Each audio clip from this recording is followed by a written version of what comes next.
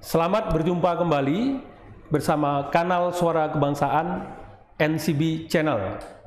Pada kesempatan kali ini, kami akan membahas tema yang sedang hangat dan sedang menjadi perbincangan di publik terkait pemilu. Studio kami hari ini kedatangan tamu istimewa, seorang ahli hukum tata negara dan memiliki pengalaman empirik terkait kepemiluan dan pelembagaan demokrasi. Dia adalah Bung Prits Edward Siregar, PhD. Saya sengaja menyebut kata PhD karena Bung Prits ini belajarnya jauh dari Jakarta. Dan ini penghargaan kita terhadap kerja-kerja pendidikan yang serius. Bung Prits, ya, selamat apa kabar? Baik, Bung Jan. Ya, selamat datang di studio kami, Bung Prits. Terima kasih sudah diundang. Terima kasih. Halo kawan-kawan. Terima kasih sudah mengundang saya di dalam channel ini. Ya, baik Bung Prits. Bung Prits, kali ini kita ingin berbincang, bercakap-cakap lah terkait pemilu, proses demokrasi di Indonesia. Kita ketahui tahun 2024, Bung Prits, kita akan memasuki pesta demokrasi besar ya, karena pada Februari 2014, tepatnya pada hari Valentine ya Bung Prits ya, hari kasih sayang, kita melakukan kompetisi politik. Kita ketahui akan digelar pemilihan presiden, pemilihan legislatif, DPR RI, DPRD provinsi, DPRD kabupaten kota, dan DPD RI. Ya. Kemudian pada 27 November ya, 2024 kita akan menggelar pilkada serentak secara nasional. Belakangan ini persiapan juga semakin kita lihat semakin mantap lah. KPU, Bawaslu, kemudian DKPP juga kita lihat terus menyiapkan proses ini ya, proses pemilu ini. Kita ketahui baru-baru ini telah diumumkan oleh KPU 17 partai politik ya, nasional, kemudian ada 6 partai politik lokal di Aceh. Dan hari ini masih ada gugatan ya, Bung Prits, satu partai ya. Sudah selesai? Oh, sudah selesai. Artinya bertambah ya? Jadi sekarang partainya ada 18. Berarti 18 partai politik. Kemudian Presiden juga sudah menandatangani ini ya, Perpu ya, Perpu pergantian ya, peraturan pengganti Perpu pemilu ya, dengan dimasukkannya 4 DOB di Papua ya. Nah, artinya kan persiapan-persiapannya semakin ini Bung Prits, semakin disiapkan dengan baik. Untuk itu kita akan bicara terkait dengan itu Bung Prits. Nah, pertama ini sebenarnya satu pertanyaan, kita sering mendengar narasi soal keadilan pemilu. Ini disampaikan oleh seluruh katakanlah civil society, kemudian partai politik, pemerintah, penyelenggara pemilu, semua bicara soal keadilan pemilu. Kita pengen tahu sebenarnya keadilan pemilu itu kalau kita lihat dari teori, konsep kerangka berpikirnya apa sih sebenarnya, kemudian empiriknya seperti apa, Bung Prits? Kita pengen Bung Prits sampaikan kita sebenarnya apa sih keadilan pemilu ini, sering disebut itu. Dan pemilu kita kan bukan hal yang baru kan, kita udah terbiasa melakukan pemilu. Tetapi selalu keadilan pemilu selalu menjadi perbincangan serius. Kira-kira seperti apa itu, Bung Prits? Baik, Bung Jan dan kawan-kawan sekalian yang di dalam channel kita ini, kalau kita melihat sejarah pemilu di Indonesia, apa yang kita miliki kan sebenarnya merupakan hasil perenungan, hasil uji coba, hasil pilihan-pilihan politik yang sudah dilakukan oleh para founding fathers kita dan para generasi bangsa ini terlebih dahulu gitu loh. Jadi kan kita sampai hari ini pada tanggal 14 Februari misalnya, kita mencoblos 5 surat suara dalam satu kali kesempatan. Itu kan bukanlah sesuatu yang muncul tiba-tiba. Kita dulu hanya mencoblos 3 suara. Kemudian kita beda untuk presidennya. Kemudian kita masuk kepada yang 48 partai politik. Kemudian kita beda untuk presidennya. Sekarang kita menjadi lebih sedikit partai politiknya dan juga digabungkan dengan presidennya. Dan bahkan pilkadanya mau dibuat serentak pada tanggal 27 November, di mana kita akan memilih pada tanggal 27 November terkait dengan konsep pilkada gubernur, pilkada wali kota, dan pilkada bupati. Seluruhnya itu merupakan sebuah hasil perenungan, hasil pilihan-pilihan politik yang akan kita lakukan. Termasuk bagaimana kita berbicara mengenai soal keadilan pemilu. Kalau kita melihat, kita memulai pemilu, kita selalu beranggapan bahwa pemilu 1955 adalah pemilu demokratis misalnya. Tetapi apa indikator kita mengatakan pemilu itu demokratis? Sehingga kita juga belajar dari proses pengalaman kita, misalnya ada orang yang mau mendaftar caleg, tapi tidak ada prosesnya atau melalui proses di pengadilan biasa, akhirnya masuk pengadilan negeri dia menang, Badan Pengadilan Petun dia menang, Mahkamah Agung dia menang. Tapi setelah dia menang, pemilu sudah selesai. Akhirnya putusan pengadilan tidak bisa dipakai.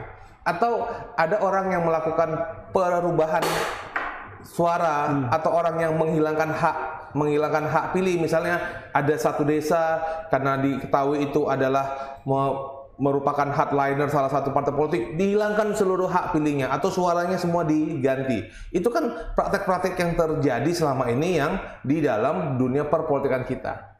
Oleh karena itulah founding fathers kita, DPR dan Presiden melihat bahwa perlunya dibuat sebuah mekanisme, adanya proses mekanisme komplain, adanya sebuah proses di mananya due process of law, di mana ada proses, di mana adanya sebuah proses yang dapat terukur. Jadi pada saat haknya itu dihilangkan, dia dapat dikembalikan dan prosesnya itu masih dalam proses pemilu. Itu kenapa setiap proses pidana, proses penanganan pelanggaran administrasi ataupun etika itu dibangun sedemikian rupa secara rigid agar keadilan pemilu itu bisa tercapai. Jadi kalau saya bisa bungkus kira-kira, Bung Jan, apa itu keadilan pemilu? Adalah sebuah kegiatan di mana untuk melindungi hak pilih dan hak memilih, ya kan, sesuai dengan mekanisme penanganan pelanggaran ataupun mekanisme komplain mekanisme yang disediakan oleh undang-undang, ketahuan siapa pihak yang melaksanakan dan remedinya ataupun pemberian kompensasinya ataupun pengembalian haknya itu terukur dalam jangka waktu tertentu, sehingga hak pilih dan hak dipilih itu tidak hilang. Itu konsep daripada keadilan pemilu. Dan bagaimana caranya memberikan keadilan pemilu itu kemudian diberikan penguatan kepada Bawaslu melalui Undang-Undang 7 tahun 2017 dan di mana DKPP dengan Undang-Undang 15 tahun 2011 juga diperkuat misalnya. Tapi kan kalau kita bisa melihat Bawaslu kan sebenarnya bukanlah lembaga baru. Sejak tahun 1987 kita punya Panwaslak misalnya. Tahun 1999 kita punya Panitia Pengawas Pemilu Pusat. Tapi kan itu bersifat ad hoc, dibentuk 7 bulan sebelum proses pemilu dan 3 bulan setelah. Tidak jelas siapa yang menjadi strukturnya, bahkan ada joknya. Ya karena pengawas pemilu ad hoc, ya mentalnya juga ad hoc juga gitu loh. Jadi tidak ada keterampilannya, tidak, kemudian kesungguhannya tidak, dan tidak ada proses pencegahan dan pendidikan kepada masyarakat yang dilakukan.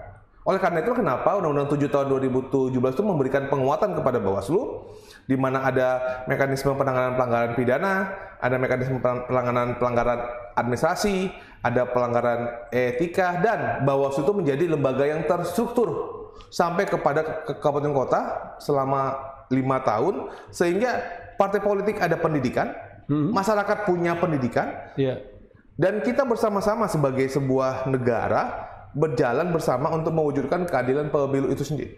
Artinya Bawaslu menjadi lembaga mandiri sejak Bung Prits waktu itu menjadi ini ya? Ya, sejak dimulai tahun 2017 ya? Sebenarnya 2012 itu sudah ada yang permanen, tapi hanya sampai ke Bawaslu RI dan Bawaslu Provinsi. Baru di 2017 baru sampai kepada Bawaslu Kabupaten Kota. Dari penjelasan Bung Prits tadi, bisa saya tarik kesimpulan ternyata keadilan pemilu ini juga punya kaitan dengan ini ya, dasar negara kita ya, keadilan sosial bagi seluruh rakyat Indonesia. Jadi dia termasuk secara filosofinya diambil dari sila kelima, karena dijelaskan tadi bagaimana dibuka ruang bagi semua pihak berkontestasi, kemudian dibuat aturan yang fair dan terukur. Jadi tidak ada ruang yang tertutup. Jadi seperti itu. Berarti dengan secara terbuka, transparan seperti itu termasuk ya. Jadi prosesnya, setiap mekanisme itu kelihatan. Ya. Apapun mekanisme yang Bung Jan lihat dalam proses, misalnya pelanggaran netralitas ASN, ada ASN tidak netral. Kenapa itu terjadi dan bagaimana caranya atau hukuman apa yang harus akan dia lalui, itu jelas. Untuknya politik uang, siapa yang melakukan, kapan dia melakukan, dan kira-kira proses untuk penanganannya itu apa, itu semua jelas di dalam Undang-Undang Pemilu. Itu ide yang dibangun melalui Undang-Undang 7 tahun 2017. Dalam pengalaman empirik Bung Prits selama 5 tahun ya menjadi komisioner Bawaslu RI ya, dari 2017 hingga 2022 ya. Mungkin subjektif Bung Prits, kira-kira apakah keadilan pemilu itu menurut Bung Prits sudah selama ketika Bung Prits memimpin Bawaslu bersama teman-teman yang sudah berjalan, dan bisa nggak kita komparisikan dengan beberapa negara? Karena saya lihat Bung Prits sering mengikuti beberapa forum demokrasi dan proses pemilihan di berbagai negara ya. Menurut Bung Prits seperti apa? Secara subjektif saja saya bertanya sebenarnya.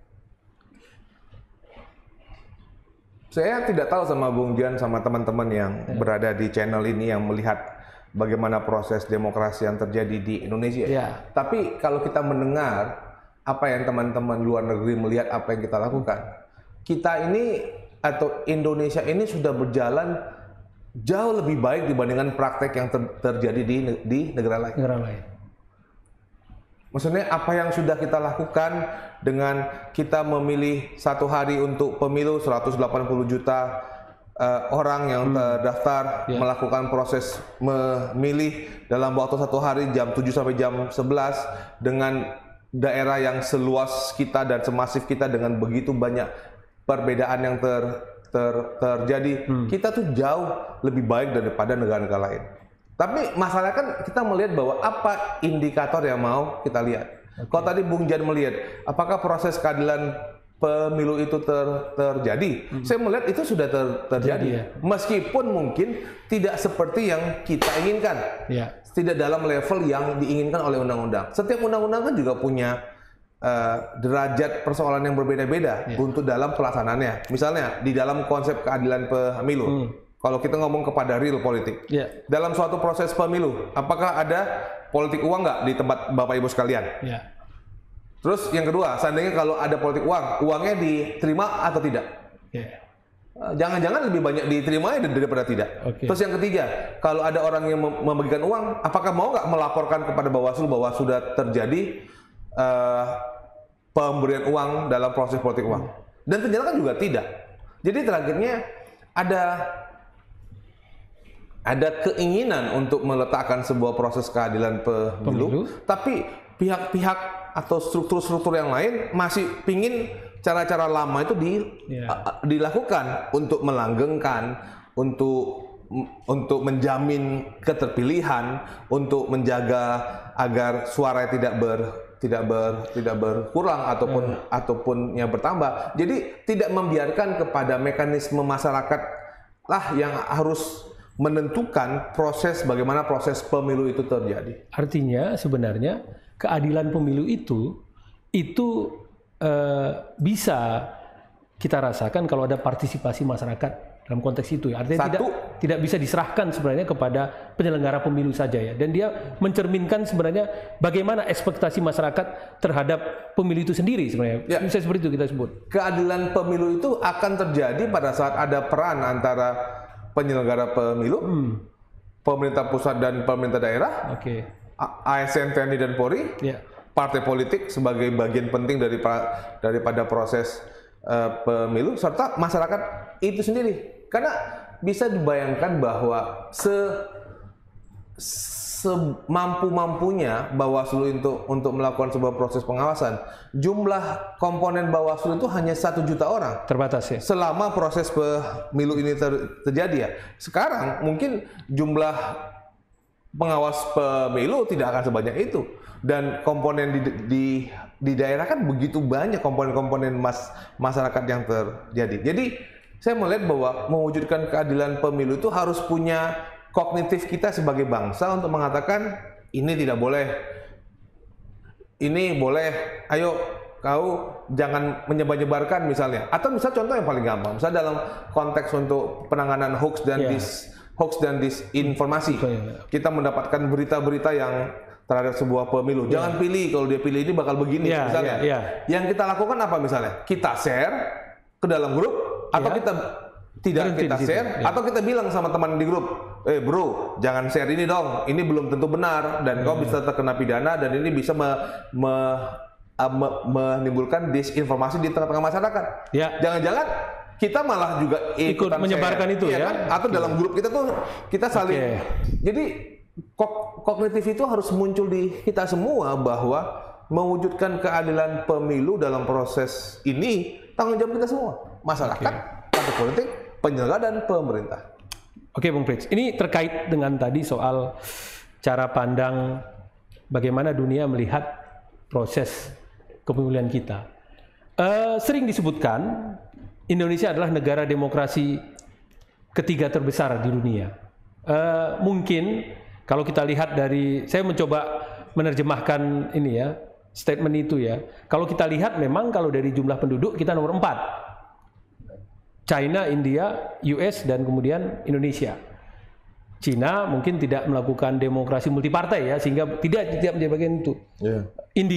Amerika Serikat yang pertama, kemudian India besar. Apakah Indonesia disebut bagian nomor 3? Apakah karena kita dianggap dengan Bung Frits tadi sampaikan dengan jumlah penduduk yang besar, 180-an juta pemilih ya, kemudian wilayah yang luas dilaksanakan dalam satu hari dan ternyata berhasil dalam konteks secara prosedural kan berhasil dan tidak ada keributan yang berarti kan, kira-kira seperti itu. Nah, begini Bung Frits kan saya perhatikan sering mewakili dulu Bawaslu ya ke berbagai forum-forum internasional ya, saya lihat di Amerika Latin, di Eropa mungkin kan, kemudian di Asia.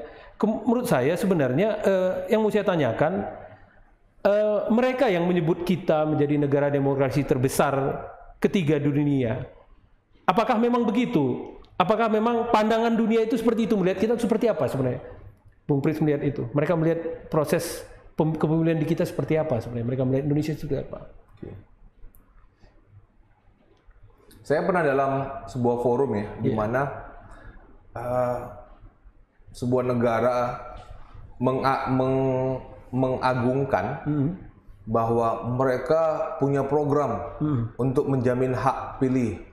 Mereka mengajak masyarakat untuk bisa memilih gitu. Ada sebuah negara membanggakan peran serta perempuan dalam untuk menjadi caleg, di mana adanya keharusan untuk caleg itu harus ada komposisi perempuan. Dalam hati saya bilang ini diskusi sudah lama. Untuk kita itu dalam konteks pemilu ini diskusi sudah lama, sudah bukan lagi isu kira-kira. Meskipun ada isu pelaksanaan, bagaimana cara memastikan agar perempuan itu bisa terpilih, tapi bagaimana partisipasi perempuan dalam proses memilih dan menjadi caleg itu bukan sesuatu yang isu baru di kita malah di aturannya sudah ada kan di kita. Bukan saja di dalam aturannya harus ada perempuan, harus ada sepertiga, bahkan harus dalam konsep dalam bentuk zipper kan, 1, 2, 3 diantaranya harus ada perempuan, 4, 5, 6 harus ada perempuan. Secara zipper dia juga sudah harus dalam perempuan. Artinya Indonesia jauh lebih maju dari di dalam konteks itu kita jauh lebih maju. Coba kita melihat konteks untuk lebih maju. Kalau kita melihat bagaimana yang dilakukan, ada proses untuk pemilihan DPRD, DPRD provinsi dan DPRD RI. Ada proses di mana adanya calon untuk DPD-nya. Ada proses untuk pelindungan hak untuk memilih. Orang dipaksa-paksa, dicari-cari untuk bisa memastikan, ayo dong pastikan namamu masuk di dalam DPT. Bahkan meskipun dalam konteksnya pemilu, DPT itu seringkali dianggap sebagai daftar permasalahan tetap misalnya. Tapi itu juga karena tanggung jawab kita masyarakat yang kalau pindah kita nggak pernah lapor kan. Coba kalau teman-teman misalnya teman pindah ke sebuah daerah, pernah nggak melapor ke Dukcapil bahwa saya sudah pindah? Itu kan jarang sekali terjadi. Iya kan? Yang itu kan juga salah satu persoalan. Ketika ada masalah baru lapor. Lapor. Atau misalnya bagaimana proses di mana adanya kasih tahu siapa calonnya, atau melihat konsep proporsional terbuka. Kita bisa melihat, kita bisa memilih calon yang kita inginkan. atau kita bisa kita kembali atau adanya proses di mana masyarakat dilibatkan. Saya melihat begini Bung Jan, setiap pilihan konstitusi yang kita lakukan pasti ada konsekuensinya. Misalnya kita ingin agar ada proporsional terbuka, tapi kan kita harus siap dengan konsekuensinya bahwa sesama anggota partai bisa sering jeruk makan jeruk, sering saling jegal menjegal di dalam satu partai. Dan seringkali yang terjadi adalah orang yang paling terkenal yang bisa merebut suara rakyat dan seringkali tidak patuh sama partai. Apakah teman-teman setuju kalau kita kembali saja kepada proporsional tertutup? Nah, jadi partai yang punya tanggung jawab dan adanya konsolidasi internal, adanya partai punya power untuk bisa mendidik para caleg-calegnya. Peran publik lebih terbatas lah. Nah, sehingga partai bisa punya kewenangan lebih. Apakah kita setuju dengan itu? Misalnya satu kan itu kan bagian daripada pilihan. Atau misalnya teman-teman bilang kita terlalu banyak pilkada, karenanya pilkada maka banyak uang beredar di masyarakat. Kemudian saat seseorang menjadi kepala daerah banyak juga yang korupsi, banyak juga yang tidak paham kepada masyarakat. Apakah teman-teman setuju kalau misalnya pilkada kita hapuskan, dipilih saja oleh DPRD seperti dulu atau ditunjuk saja oleh dari pemerintah pusat? Kan ada konsekuensi dari setiap pilihan-pilihan. Jadi itu yang harus kita edukasi kepada masyarakat dan kita harus bisa melihat kalau memang pilihannya begini, ini hal-hal yang harus kita lakukan. Tapi kalau hal-hal ini tidak dilakukan, ide yang ingin kita capai itu tidak akan tercapai. Saya menyambung dengan itu, Bung Frits. Jadi beberapa waktu lalu saya ada diskusi yang tertutup lah. Bahkan salah satu ketua lembaga tinggi negara kita, politisi yang menurut saya sudah sangat politisi yang sudah sangat berpengalaman. Bahkan kalau menurut saya secara ekonomi mapan, dia mengeluhkan Bung Frits. Ini udah politisi senior, salah satu ketua lembaga tinggi negara mengeluhkan mahalnya biaya politik di Indonesia. Saya terkejut juga, sekelas orang itu ternyata mengeluhkan politik biaya tinggi ini. Padahal dia sudah lebih dari 3 kali duduk di parlemen dan sekarang ketua lembaga negara, dan dia ternyata mengeluhkan. Sampai ada istilah dalam diskusi itu NPWP, nomor piro wani piro. Tadi terkait dengan yang Bung Frits sampaikan. Nah, apakah demokrasi langsung, politik elektoral itu selalu mahal, Bung Frits? Apakah seperti itu? Apakah memang mahal demokrasi itu? Bagaimana, dan bisa nggak kita memberikan komparasi berapa negara yang menjadi contoh di Indonesia? Katakanlah yang besar seperti India. Siapa yang tanya itu? Apakah memang harus mahal demokrasi elektoral itu? Kan pilihan kita sudah proporsional terbuka ini. Konsekuensinya tadi kan banyak yang mengeluh kan? Nah, apakah memang harus mahal demokrasi itu? Kalau kita melihat Bang, kan kita melihat kembali kepada konsep bahwa kalau saya suka punya joke gini, orang masang spanduk di sebuah jalan, kan? Nah, harga untuk menjaga agar spanduk itu tetap ada dibandingkan dengan harga membuat spanduknya, lebih mahal harga untuk menjaga spanduk itu. Karena kalau sebuah spanduk tidak dijaga, maka saat dipasang, jangan-jangan 1 jam kemudian sudah hilang spanduk itu. Iya kan? Dan kemudian kita juga harus bertanya kepada kita sendiri sebagai teman-teman, sebagai bagian dari misalnya dari partai politik. Apakah kemudian dalam proses untuk pendaftaran, apakah ada mahar politik yang diberikan? Ini kan pertanyaan yang hanya bisa dijawab oleh partai politik, mengatakan bahwa tidak, kami nggak ada mahar. Atau kita tahu ada politik yang mungkin dia tidak mengatakan mahar, tapi ini mengatakan kami membutuhkan dana ini partisipasi. Untuk partisipasi kau harus menyumbang ini. Ada kewajiban-kewajiban tertentu. Adalah kewajiban. Tetapi kan di dalam pelaksanaannya untuk bisa meningkatkan elektabilitasnya, dia kan harus kerja sendiri. Ini lagi kembali kepada konsep proporsional terbuka. Di mana kesetiakawanan di antara satu partai itu menjadi hilang, dan tiap-tiap orang itu harus berjuang untuk dirinya sendiri, berjuang untuk masing-masing. Atau yang sama yang ketiga, atau misalnya kita juga bertanya misalnya pada saat sebuah proses pemilu, apakah kita tidak mengirimkan proposal nih kepada para caleg Apakah kelompok-kelompok masyarakat yang ada siap untuk ya udah kita ikut terlibat dalam proses pemilu tapi tidak memberikan janji, Bapak kalau berikan kepada suara saya punya kelompok masyarakat begini siap untuk mendukung saya menjadi bagian dari kelompok desa atau perkumpulan, Bapak kalau support saya kita akan siap untuk mendukung berapa suara. Apakah itu caranya untuk melakukannya gitu, melakukan sebuah proses pemilu? Jadi yang tadi Bang, ke hipotesa saya awal bahwa menegakkan keadilan pemilu itu harus bersama-sama. Tapi kan kemudian kita harus bisa melihat apakah masyarakat kita sudah sampai dalam level itu atau tidak. Saya pernah ke sebuah kabupaten ya. Kemudian di dalam kabupaten itu misalnya ada desa-desus soal politik uang. Terus saya tanya, Bapak kemarin pilkada terima uang? Terus lapor ke Bawaslu? Enggak. Terus kenapa Bapak mau terima uang? Terus dia jawab begini, ya Pak, cuma disinilah mereka itu tepat janji Pak. Nanti kalau mereka sudah duduk sebagai anggota parlemen, mereka pasti akan lupa sama kami gitu loh. Atau saat mereka sudah menjadi kepala daerah, mereka juga sudah lupa kepada kami. Ini pengakuan langsung dari pemilih ini ya? Iya, jadi kan kita bisa lihat bahwa masyarakat jangan-jangan dia juga punya pemahaman politik sendiri bahwa ternyata kepala daerah ataupun caleg-caleg kita saat sudah menjadi calon dia lupa sama konstituennya. Yang penting dia bisa duduk. Nah, jadi masyarakat melihat ya sudahlah, di sinilah kami bisa menikmati semua ini. Ya, terakhirnya mungkin karena itu apakah karena itu roda ekonomi kita berputar, entahlah.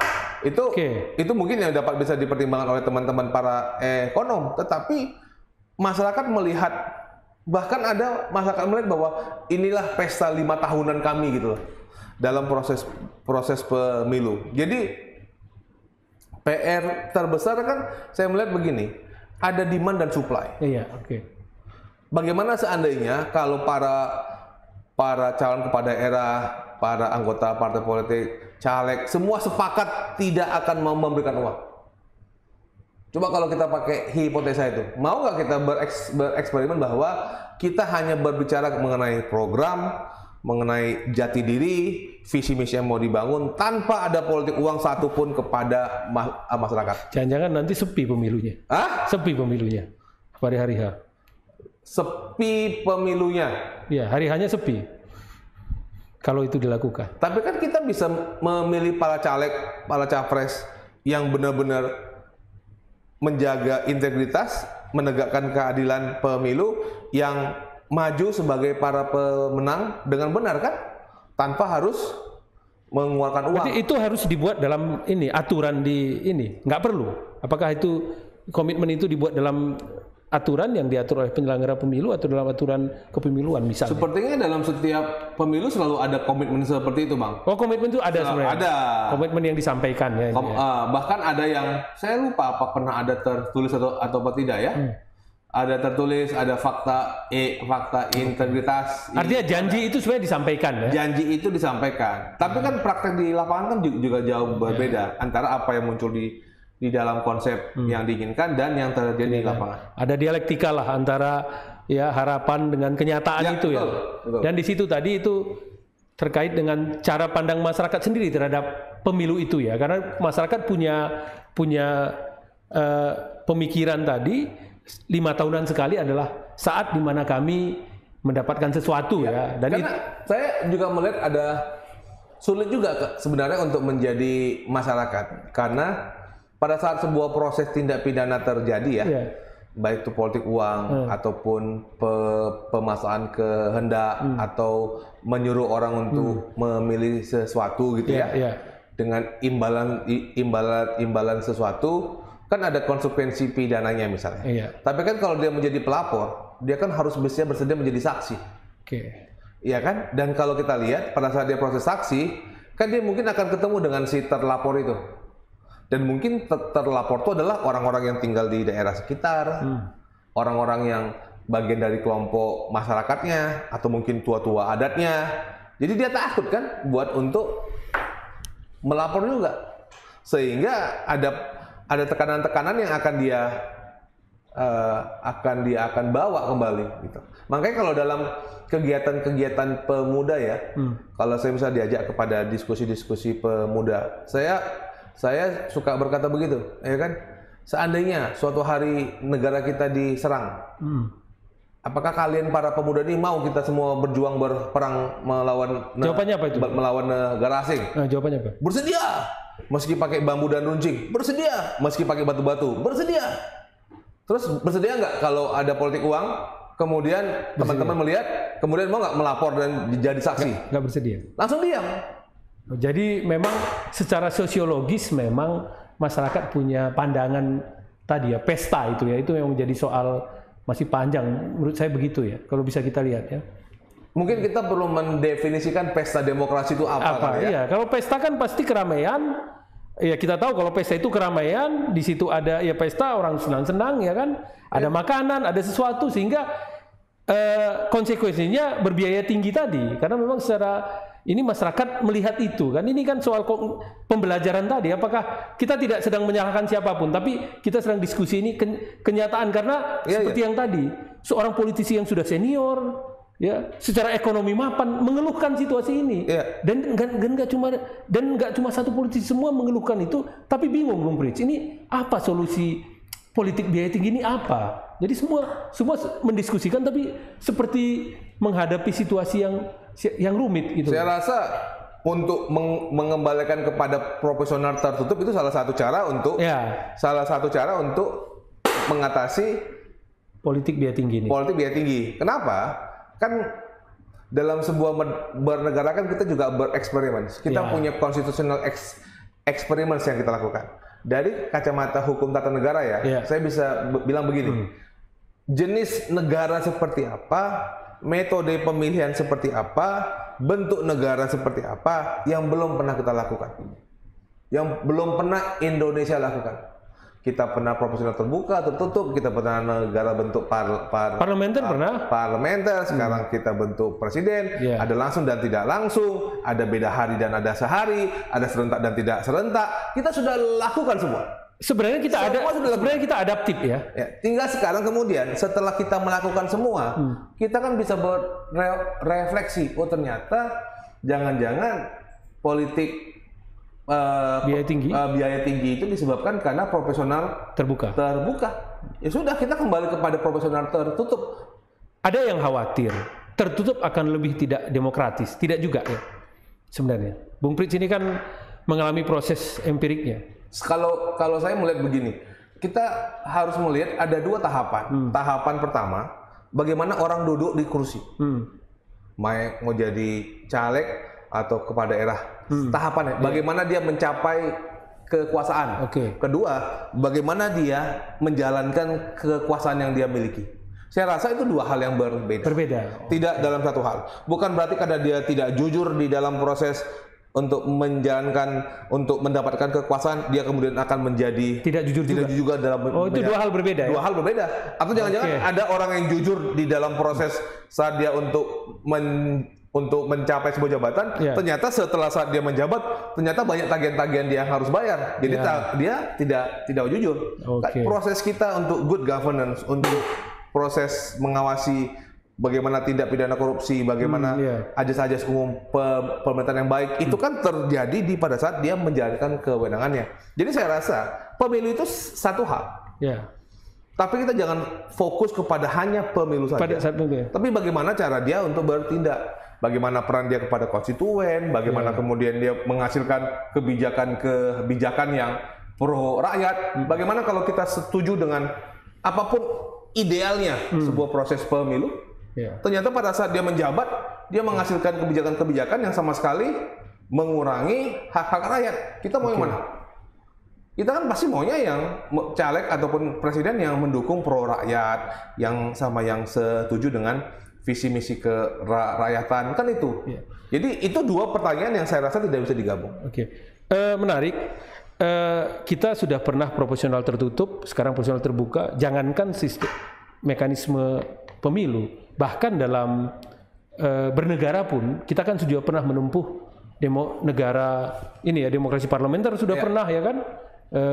Kemudian pernah demokrasi terpimpin, kemudian Orde Baru yang stabilitas politik dan ekonomi, kemudian kita masuk ke reformasi yang terbuka seperti sekarang, Bung Frits. Jadi berarti saya mau bertanya kepada Bung Frits, kita tidak perlu terbelenggu oleh ketakutan-ketakutan sebenarnya dalam membuat pilihan-pilihan mekanisme pemilu kita ke depan seperti apa, seperti itu ya, karena kita terbukti adaptif sebenarnya terhadap berbagai situasi. Menurut Bung Frits seperti apa?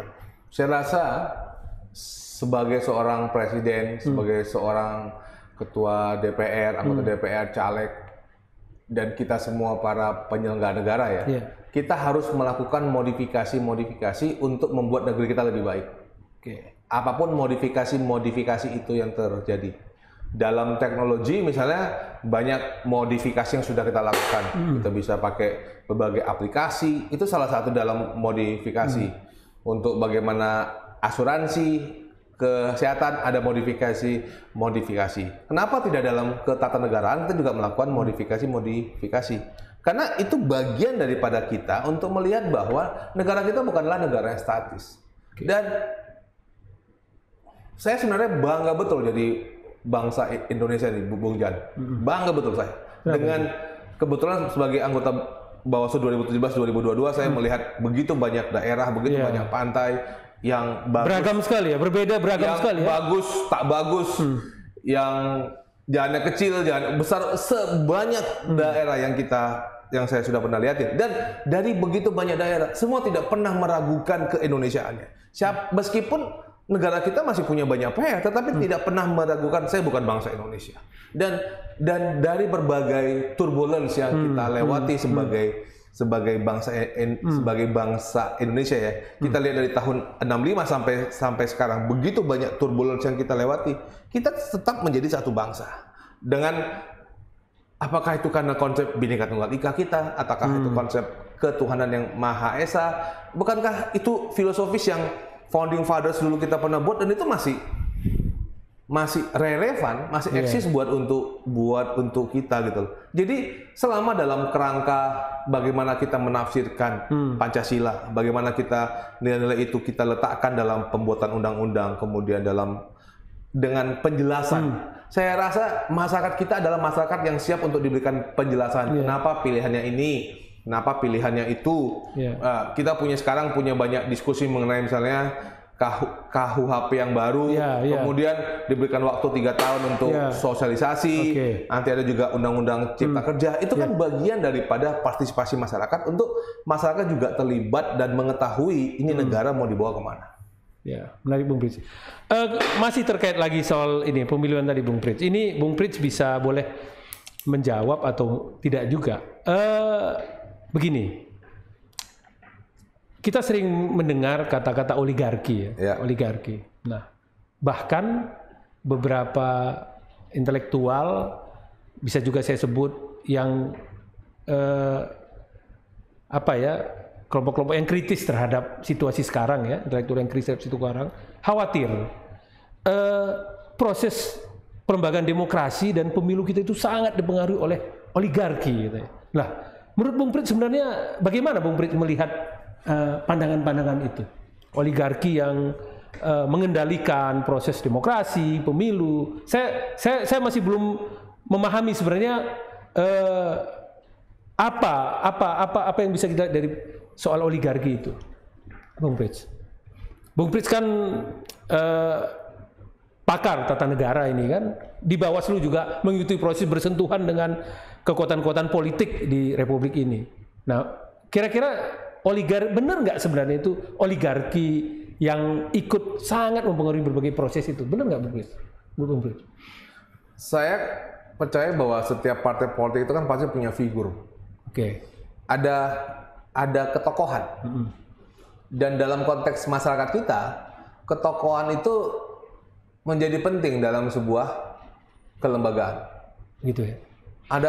Bahkan kita bisa mengatakan ada tokoh-tokoh di lembaga yang bagus, dia bisa membuat yang bagus. Ada tokoh yang dia masuk dari sebuah lembaga, membuat jadi lembaga tidak bagus, itu juga ada. Ketokohan itu penting. Dan itu masih terjadi di kita.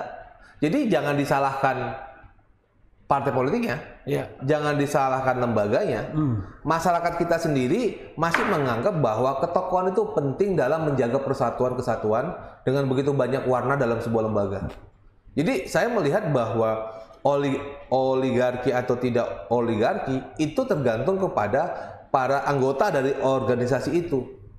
Jadi pada saat dia masih memilih salah seorang untuk menjadi ketua partai, atau dia kan bagian daripada dia memberikan haknya kepada tokoh ini untuk mengambil alih ataupun untuk mengambilkan keputusan yang penting dalam sebuah proses. Karena di setiap lembaga kita masih melihat kepada ketokohannya dan seberapa mampu akan membawa lembaga ini naik atau turun. Jadi bahkan saya melihat ya, jangan disalahkan tokohnya sih. Tapi kan salahkan kepada orang-orang yang memilih dia. Kenapa dia masih memilih malah tokoh-tokoh tersebut? Dan tokoh-tokoh itu masih ada kan karena support dan dukungan dari para teman-teman yang berada dalam organisasi tersebut. Jadi saya melihat bahwa konsep oligarki atau tidak oligarki ya itu kan sama dengan kita masuk ke sebuah lembaga, kita taat kepada aturan yang ada di dalam lembaga dan kita memilih orang tersebut karena ketokohan yang dia miliki yang bisa membawa lembaga ini lebih baik. Begitu, Bang. Artinya memang kita tidak bisa melepaskan ya, ini soal kembali pada cara pandang masyarakat dalam melihat kepemimpinan itu sendiri ya. Betul. Itu ya. Jadi tidak bisa kita melihat sederhana sekali ya, langsung melakukan judgement misalnya oligarki karena dibentuk karena keinginan satu orang dua orang, ternyata masyarakat sendiri memberi ruang ya, memberikan semacam harapan terhadap tokoh-tokoh itu untuk terus melakukan kepemimpinan, mungkin seperti itu ya. Sama kayak misalnya saya melihat pada saat selama pilkada ya, kita akan mudah untuk bisa melihat apakah seorang bupati, wali kota atau gubernur akan maju periode kedua atau tidak selama dia periode pertama dia lakukan. Bahkan ada beberapa bupati, wali kota yang bahkan dia tidak perlu kampanye karena selama 5 tahun dia menjadi kepala daerah, dia sudah melakukan kegiatan-kegiatan yang membuat masyarakatnya senang. Artinya bermanfaat lah buat masyarakatnya. Ada manfaat. Masyarakat merasakan bahwa dia ini pemimpin yang amanah, yang membawa perubahan dalam kehidupan masyarakat. Jadi saat periode kedua, meskipun mungkin adanya lawannya, dia kampanye seadanya, karena dia tahu masyarakat itu sudah menikmati gitu. Tapi itu berbeda dengan misalnya seorang kepala daerah yang selama 5 tahun lebih banyak mengambil duit, yang lebih banyak tinggal di Jakarta, yang nggak mau mengurus masyarakatnya, dia pasti akan berjuang habis-habisan. Padahal kan kita akan lucu, kenapa engkau berjuang di masa kampanye padahal engkau punya waktu 5 tahun untuk bisa kampanye ya? Itu kan konsep yang sama bahwa seorang pemimpin itu mau tidak mau itu akan memiliki dampak kepada kehidupan dari anggotanya. Dan apakah kita menyalahkan? Kalau saya menyalahkan saat seorang pemimpin, seorang kepala daerah, kemudian kepala daerah ini dia berhasil baik, kemudian ternyata dia punya anak, kemudian orang ya karena melihat bapaknya, kemudian dia memilih anaknya. Itu kan perspektif masyarakat dengan harapan dia akan bisa lebih baik seperti bapaknya. Itu kan bagian-bagian daripada persepsi masyarakat terhadap bagaimana perubahan itu terjadi. Dan itu juga terjadi sama organisasi kan. Apakah kita menyalahkan terhadap orang yang yang dianggap masih memiliki wibawa, masih memiliki visi misi untuk membawa organisasi untuk menuju kepada yang lebih baik lagi. Menarik Bang Frits. Kembali lagi Bang Frits, tahun depan ini kalau kita lihat tidak hanya oleh para pakar ekonomi, tapi juga beberapa di pemerintahan juga menyatakan tahun depan situasi dari sisi ekonomi agak sulit. Ada yang menyebut gelap. Nah, karena perlambatan ekonomi global terjadi. Kemudian kita tahu seperti di Eropa masih ada konflik Rusia dengan Ukraina ya, yang mengganggu rantai pasok juga rantai pasok terhadap energi pangan. Nah, di Indonesia juga tahun depan diprediksi akan ada perlambatan ekonomi, tetapi tidak se ekstrim resesi yang diperkirakan akan terjadi di Eropa. Nah, menurut Bung Frits, apakah perlambatan ekonomi dan resesi di berbagai belahan dunia itu akan menjadi kendala, hambatan nggak dalam kita melaksanakan pemilu 2024 ini? Menurut Bung Frits? Saya sih melihat bahwa komitmen dari pemerintah untuk APBN itu sudah ada. Ada, oke. Kemudian komitmen dari kepala daerah, Pemda yang ada untuk menyiapkan untuk anggaran pilkada juga ada. Oke. Dan itu sudah diberikan. Dan saya melihat bahwa proses pelaksanaan itu sekarang kan sudah bergulir ya. Iya. Saya orang yang melihat bahwa ini pemilu akan jadi. Jadi nggak ada isu-isu yang lain. Pemilu tanggal 14 Februari akan jadi. Okay. Dan ini sudah bergulir kemudian. Nah, kemudian ini kan bagian daripada untuk mewujudkan hak. Kalau misalnya saya bertanya kepada Bung Jan, mana lebih penting, hak politik atau hak sosial ekonomi? Kan juga berat kita untuk menjawabnya. Sulit karena dua-dua sama penting. Yeah. Hak politik itu juga kita memberikan perlindungan kepada mereka yang untuk dipilih. Mereka juga harus melindungi kepada hak untuk memilih. Dan itu pada saat mereka duduk, mereka akan memiliki hak untuk sosial ekonominya. Saya rasa ini akan berjalan berbarengan. Dan sebagai sebuah negara, kita kan melewati, tadi saya sudah sampaikan, kita melewati banyak turbulence. Kita melihat, 2023 akan resesi. Jangan lupa 2008 kita juga resesi. 98 kita juga resesi. Dan tahun-tahun sebelumnya. Sekarang kita sudah punya cara bagaimana caranya agar resesi itu melambat tapi tidak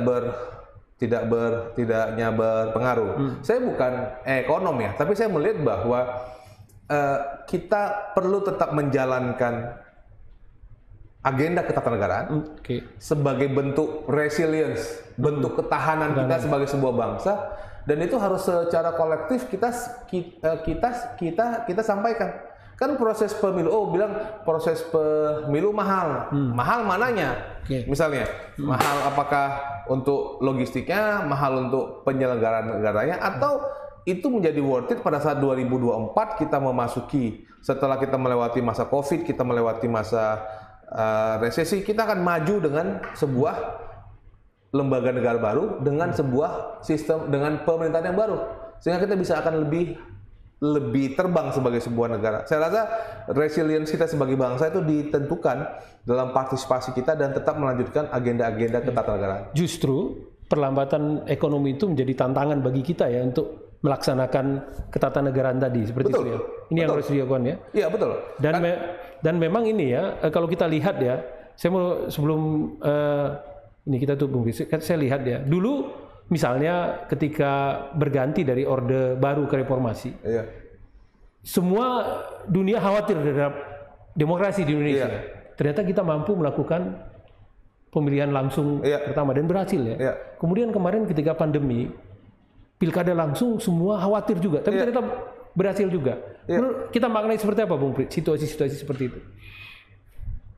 Apakah kita memang masyarakat yang adaptif dan memang masyarakat kita siap menghadapi berbagai tantangan, situasi, ternyata kita bisa mengelolanya. Saya kembali mengulang saya punya statement, Bang. Saya bangga menjadi bangsa Indonesia. Bangsa kita adalah bangsa pejuang. Bangsa kita yang bisa adaptif kalau menurut bahasa Bung Jan, bisa adaptif. Tapi maksudnya kita bukan bangsa yang lemah yang tiba-tiba langsung gitu ya. Tiba-tiba yang langsung enggak, kita bangsa yang dalam sebuah dan pada saat kita ditekan kita akan mental gitu, dan ini bagian daripada yang harus dilakukan, bahwa begitu banyak suara-suara kita nggak bisa, ternyata kita bisa. Apalagi kalau kita melihat ya melihat Bung Jan ya, melihat kondisi di daerah kan tidak setiap kota seperti Jakarta, tidak setiap kota kayak Medan, bahkan ada kota-kota yang jauh lebih parah. Apalagi kita ketemu sama di daerah pedesaan, kita punya masih banyak tempat-tempat yang masih perlu kita kita perbaiki. Oke. Dan resilience kepada agenda-agenda ketatanegaraan itu akan punya pengaruh juga kepada mereka dalam mereka menjalankan kegiatan yang dimiliki. Dan saya orang yang percaya begini Bang Jan, bahwa kepercayaan diri itu menular. Kepercayaan diri itu menular. Jadi kalau pemimpin kita itu percaya diri, confidence ya, confidence lah. Kemudian kepala-kepala tinggi juga, lembaga negara juga confidence, kepala daerah confidence, itu akan membuat kita semua yang ada di bawah itu confidence. Percaya diri ya. Tapi kalau di atasnya ribut sana, aduh nggak jelas kan, jadi menular ke bawah justru ya. Menular kan. Jadi bahan diskusi kita juga selalu yang tidak baik. Ya, kita perlu membahaskan mitigasi resiko yang akan kita hadapin. Kalau pemilu misalnya tanggal 12 Februari itu mungkin masih masa-masa hujan. Bagaimana cara mitigasinya? Bagaimana misalnya mitigasi misalnya di daerah ROP Semarang daerah Jawa Tengah itu masih suka ada ROP-nya. Jadi banjir, jadi TPS-nya bergeser. Bagaimana dengan pemilih-pemilih yang ada di luar negeri? Atau bagaimana cara kampanye di media sosial yang semakin masif? Ada mitigasi resiko yang harus kita hadapi dan itu didiskusikan. Tapi sudahlah, berhenti ngomong nggak ada pemilu, penundaan sebagainya. Itu membuat terakhirnya kita tidak confident sebagai sebuah bangsa.